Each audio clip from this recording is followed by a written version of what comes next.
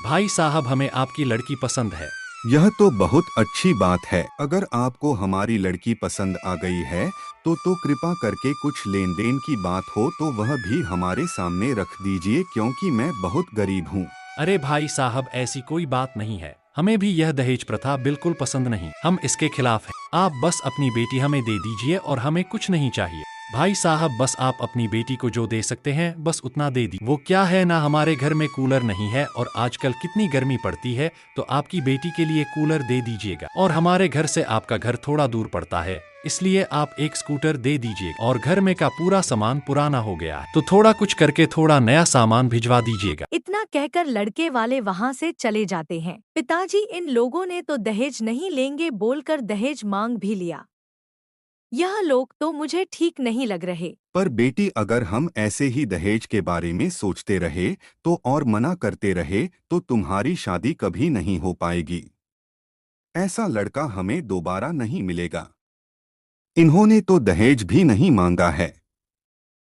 इन्होंने सिर्फ घर का कुछ सामान मांगा है, वह भी हमारी बेटी के लिए ही मांगा है। माँ, आप दोनों चिंता मत कीजिए। हम अभी जमींदार से कुछ पैसे उधार ले लेते हैं। शादी के बाद मैं शहर चला जाऊंगा और कुछ ना कुछ काम ढूंढ लूंगा और उसके सारे पैसे लौटा दूंगा। और विजय जमींदार से थोड़ा कर्ज उठा लेता है और रेशमा की शादी हो जाती है और विजय पैसे कमाने शहर चला जाता है। रेशमा, शादी के लिए जो छुट्टियां मैं निकाली थी वह अब खत्म हो गई है। मुझे कल ही शहर के लिए निकलना होगा। यह सुनकर रेशमा सोच में पड़ जाती है और थोड़ा सोचने के बाद बोलती है, आप चले जाएंगे तो मेरा यहाँ मन कैसे लगेगा? क्या आप मुझे साथ लेकर नहीं जा सकते? नहीं रेशमा, मैं तुम्हें अभी साथ लेकर नहीं जा सकता। वह क्या है ना, मैं नया नया नौकरी पर लगा हूँ। इसकी वजह से अभी मैं पूरी तरह से वहाँ सेटल नहीं हुआ हूँ। ठीक है जी, आप जैसा ठीक समझे। दूसरे दिन रेशमा का पति वहाँ से शहर चला जाता है। ऐसे ही कुछ दिन बीत जाते हैं। एक दिन रेशमा की सास बोलती है, दिवाली आ रही है और हमारे खानदान में एक रिवाज है कि पहली दिवाली की मिठाई बहू की मायके से आती है। तो तुम अपने मायके में यह संदेश भिजवा दो। और हाँ, उनसे यह भी कहना कि ज्यादा मिठाई भिजवाए। हमारा खानदान बहुत बड़ा है। ठीक है मां जी, मैं संदेश भिजवा दूंगी। एक दिन बाजार में रेशमा को माँ मिलती, कैसी हो बेटी? सब कुछ ठीक है। अच्छा हुआ तू मिल गई मेरी, मैं वैसे भी तुमसे मिलने आने वाली थी। बोलो बेटा, क्या बात है? दरअसल माँ, मेरी सास ने मुझसे कहा है कि उनके यहाँ यह रिवाज है, शादी की पहली दिवाली पर बहू के मायके से मिठाई आती है, तो मेरी सास ने मिठाई मंगाई है। मैं मिठाई भिजवा दूंगी, तुम चिंता मत करो। माँ, तुम समझी नहीं। दरअसल मैं इसीलिए चिंता में हूँ क्योंकि मेरी सास ने बहुत ज्यादा मात्रा में मिठाई मांगी है। लगभग 100 किलो के आसपास मिठाई लगेगी। बेटी तू चिंता मत कर, तेरे यहाँ मिठाई पहुँच जाएगी बेटा। अब तू घर पर जा, बहुत समय हो गया। ये कहकर रेशमा अपने घर चली जाती है और रेशमा की माँ घर जाकर अपने पति को सारी बातें बताती है। इतने पैसे तो नहीं है हमारे पास, तुम चिंता मत करो। एंड एक काम करता हूँ, जमींदार से और पैसे ब्याज पर ले लेता हूँ। हमें कुछ भी करके रेशमा के घर मिठाइयाँ भिजवानी ही होगी। लेकिन जमींदार हमें और पैसे ब्याज पर देगा क्या? क्योंकि हमने उनसे पहले भी कर्ज लिया है। कितने दिन हो गए विजय शहर से अभी तक नहीं लौटा है। फिर रेशमा के पिता जमींदार के पास जाकर पैसे मांगते हैं तो जमींदार बोलता है, तुमने अपने बेटी की शादी के लिए पहले से ही कर्ज ले रखा है। वह कर्ज तो चुका नहीं पाए और फिर आ गए पैसे मांगने। अब निकलो यहाँ से। तभी विजय वहाँ पर आ जाता है और बोलता है, जमींदार मुंह संभाल कर बात कीजिए और यह लीजिए आपके सारे पैसे, वह भी ब्याज सहित। पिताजी, आपको इससे और पैसे मांगने की कोई जरूरत नहीं है, चलिए यहाँ से। विजय घर जाता है। विजय की माँ उसे देखकर बहुत खुश हो जाती है और बोलती है, बेटा, रेशमा के ससुराल वालों ने लगभग 100 किलो मिठाई मांगी है। आप चिंता मत कीजिए। 100 किलो क्या, मैं 200 किलो मिठाई भिजवा दूंगा। आपकी कृपा से मेरा शहर में बहुत अच्छा व्यापार चालू हो गया है और मुझे बहुत। रेशमा के घर मिठाई भेज दी जाती है। इतनी सारी मिठाई देखकर रेशमा की सास दंग रह जाती है और सोचती है, इतनी सारी मिठाई, बहू के घर वाले तो बहुत गरीब है, फिर इतनी सारी मिठाई के लिए उनके पास पैसे कहाँ से आए?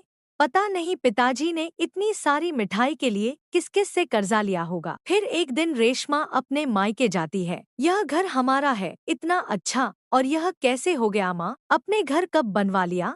यह तेरे भैया का कमाल है छोटी। विजय शहर में व्यापार कर रहा है, उसे बहुत अच्छा मुनाफा होता है। यह सब विजय ने ही किया है, और तुझे जो मिठाइयाँ भेजी थी वह भी विजय ने ही भेजी थी। अरे सावित्री, तुम जानती हो तुम्हारे बहू के मायके वाले तो बहुत अमीर हो गए हैं। सुना है गांव में बहुत बड़ा घर बनाया है, और ऐसा घर जो पूरे गांव में किसी का नहीं है। सुना है तुम्हारे बहू का भाई बहुत अच्छा कमाता है और शहर से बहुत पैसा लेकर आया है। अच्छा बात है, वही मैं सोचूं इन भिखारी के पास इतनी सारी मिठाई के लिए पैसे कहाँ से आए। मुझे कुछ ना कुछ करके उनके पास से और पैसे निकलवाने होंगे। रेशमा अपने ससुराल से लौटती है तो उसकी सास बोलती है, बहू मेरे गहने नहीं मिल रहे, मेरे गहने कहाँ हैं? माँ जी मुझे क्या पता आपके गहने कहाँ हैं। आपके गहने तो आपके कमरे में ही होते हैं। झूठ मत बोल बहू, मुझे अच्छे से पता है, तूने ही लिए हैं। रेशमा की सास रेशमा की एक बात तक नहीं सुनती और उसे घर से निकाल देती है। तू चिंता मत कर बेटी, मैं तेरे सास ससुर से बात करता हूँ। यह क्या है समधन जी? मेरी बेटी से ऐसी क्या भूल हो गई जो आपने उसे घर से निकाल दिया? चोरी तो चोरी, ऊपर से सीना चोरी। तुम्हारी बेटी ने हमारे घर चोरी की है, मेरे गहने चुराए हैं। आप यह क्या कह रही है समधन जी? मेरी बेटी चोर नहीं है, हमने उसे अच्छे संस्कार दिए हैं, वह ऐसा कुछ नहीं कर सकती। अगर अपनी बेटी की शादी बचाना चाहते हो तो मुझे मेरे गहने लौटा दो, नहीं तो मेरे गहने के पैसे मुझे दे दो, वरना अपनी बेटी को अपने घर पर ही रखो। ठीक है, मैं कल आपको आपके पैसे दे दूंगा।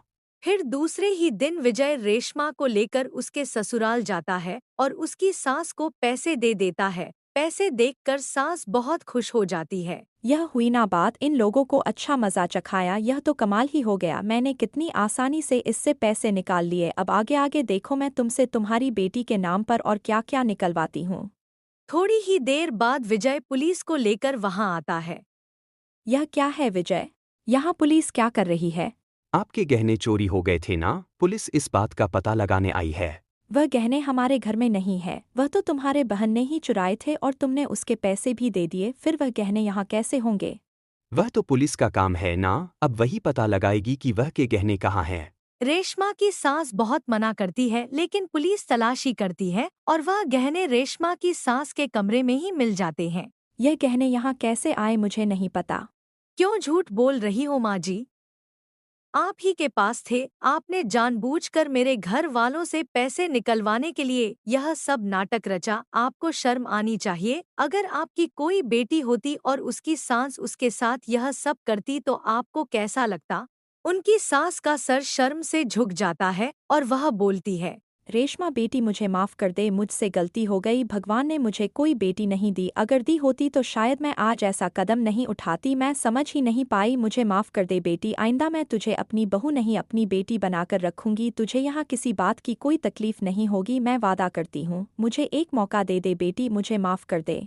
माँ जी आपको आपकी गलती का एहसास हो गया, यही काफ़ी है। मुझे और कुछ नहीं चाहिए। मैं आपको सास नहीं अपनी माँ समान ही मानती हूँ।